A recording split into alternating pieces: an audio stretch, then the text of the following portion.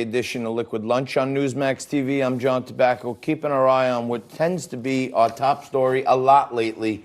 Markets still in free fall mode right down the street here at the New York Stock Exchange. It seems like that Armageddon type situation is upon us. Last week, I did give some mention of this on Friday, that there were a lot of technical things that could go the wrong way, and we could be looking at a Black Monday. Unfortunately for the markets, many of those things happen. I'm not always right, but it happens every so often. Take a look at what I said just Friday.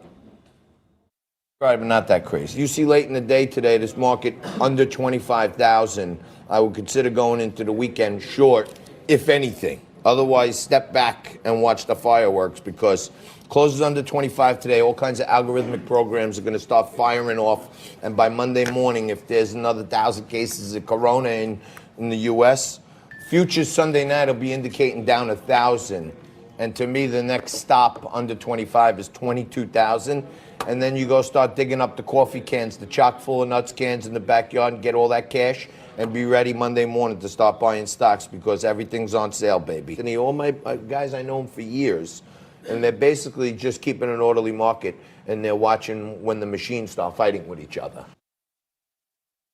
Well, folks, it's happened, and futures indicated down 1,000 last night. The little extra bonus we got over the weekend was Russia effectively pulled out of OPEC, so oil prices are also in a free fall. And I've been saying for the last month or two here on Liquid Lunch that I think this whole biological warfare campaign was a plan from the beginning by China. They wanted to paralyze the global economy to cover up for what the real things that were happening in their terrible economy.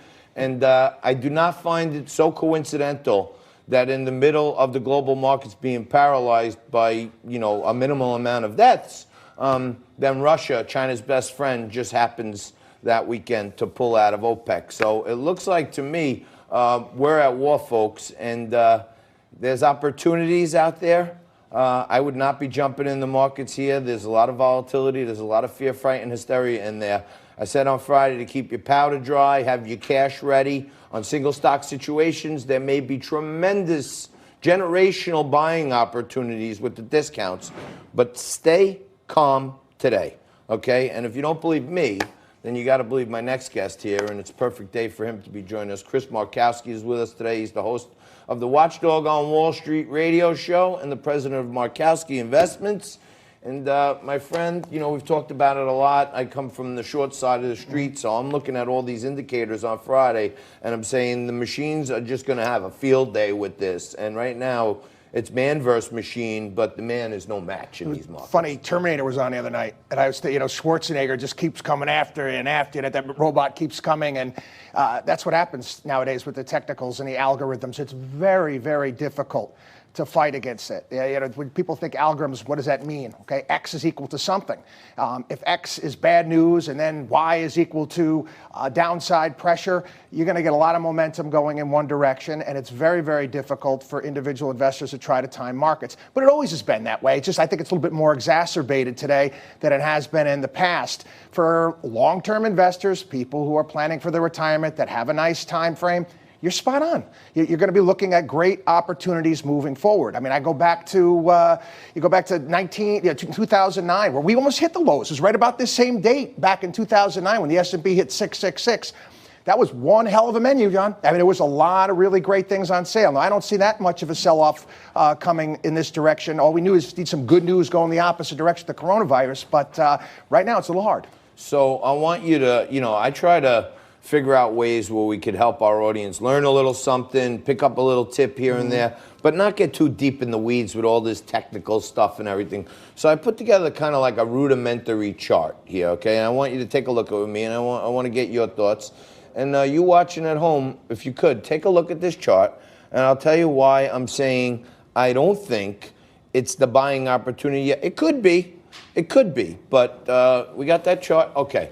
So if you take a look, the green dot on the side there is 24,000 and change, right about where we are now. That white line is going back to July of 19, where we're at about 22.5.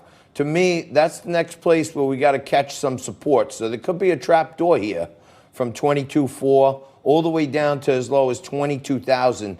And if it closes sometime this week, or especially worst case on Friday, then to me, it's another trap door because there's no support in there, Chris. And I think, the real opportunity, if it happens, could be where you see that final white line around 18,000. So what do you think? I mean, if you're a trader, these are things that you pay attention to. I try to teach my clients to put the money away every single month, dollar cost average the same day, and not try to guess what's going to happen over the short term with these things, because it's impossible. If we get some good news, let's say, for instance, the coronavirus starts going the opposite direction like it has in South Korea, like it has in China, you can have a rip your face off type of rally to the upside, especially with the amount of money that's out there.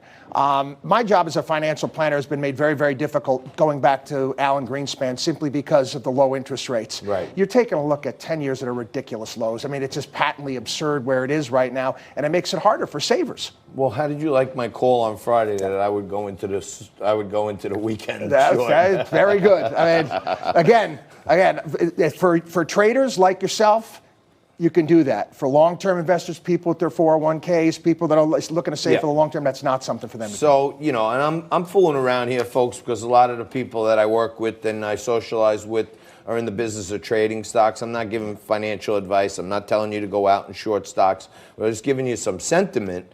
And Chris is on the money, and that's why if you want a real financial advisor, you go to Markowski Investments, and they'll talk to you about what you should be doing, which is important, and that is building a long-term portfolio where you're not reactive to these knee jerks and these big volatility spikes. You want it to be diversified. You want it to be suitable for you. And then in times like this, you can sit back and know, all right, I'm in good hands because I'm not looking for this money next week. I'm looking for 15 years from now. And that's the real way to have some sanity and invest in the market. I try to tell people 5-year buffer. If you need cash within the next 5 years, you need that money from your portfolio with the next 5 years, it better be in cash and cash equivalents. It's just that simple. Give yourself a 5-year buffer, you'll be fine. The problem I see out there is you got this Treasury yield volatility index, right?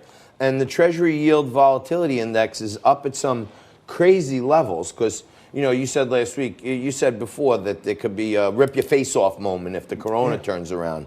But at the same time, there could be a rip your face off moment to the other side if treasuries continue to tank like this.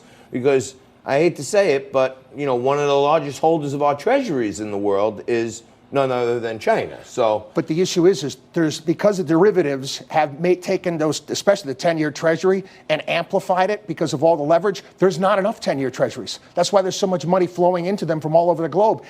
Europe, all these places, they want these things, and that's why the yields have come down to such a degree. They need to issue more. We should be doing our whole national debt at 30 years right now. I mean, it's crazy. Refinance refinance the whole thing, the whole 20 trillion. Let's do it 30 years out. 20 trillion in 10-year treasuries. We're going to flood the market. We're going to pop the yield and knock the par down. There you go. But no, I thought there could be a rip your face off moment for an emergency 50 basis point cut by the Fed, and the market just looked at that and shrugged it off like a gnat. It did nothing at all.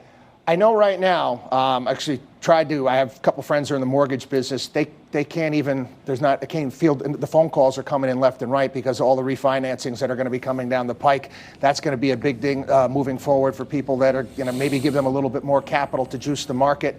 But again, some normalcy would be nice. Some return to some sort of, just something that's going to put a break to it that'll turn around. I almost wish the circuit breaker didn't go off today. I wish we had a more of a rip you off sales moment to the downside where it really could have capitulated and then come back, but we had the circuit breakers come in. Yeah, I've been saying for years, every so often when you have this drip, down 1,000, up 1,100, down 500, up 700, right?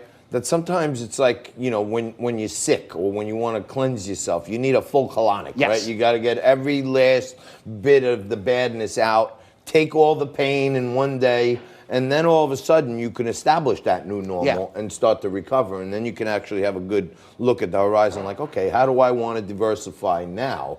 And I think you're right. I just showed that chart, but, I know you don't want to scare the crap out of all your folks, but try to look at the technicals on this stuff with the perspective of a short seller who's always looking for the bad in things. Oh, absolutely. And when I see that one period there, from 15, 17 all the way up, it's thin. There's not really a lot of places in there where there was stabilization, and I get nervous that it could be a trap door. Oh, sure. There's no doubt about it. All right. Well, if anybody knows how to watch Wall Street, it's this guy, Chris Markowski. He's the president of Markowski Investments, and he's also the host of the Watchdog on Wall Street radio show. He's watching over Wall Street all the time. I'm just doing it once in a while. So if you need some good advice, you go out there and reach out to Chris Markowski. He's one of the best of them. We're going to take a quick break. We're going to come back right after this with Fernando Uribe, the host of Politically Direct, Insider NJ. Right after this, you're watching Liquid Lunch.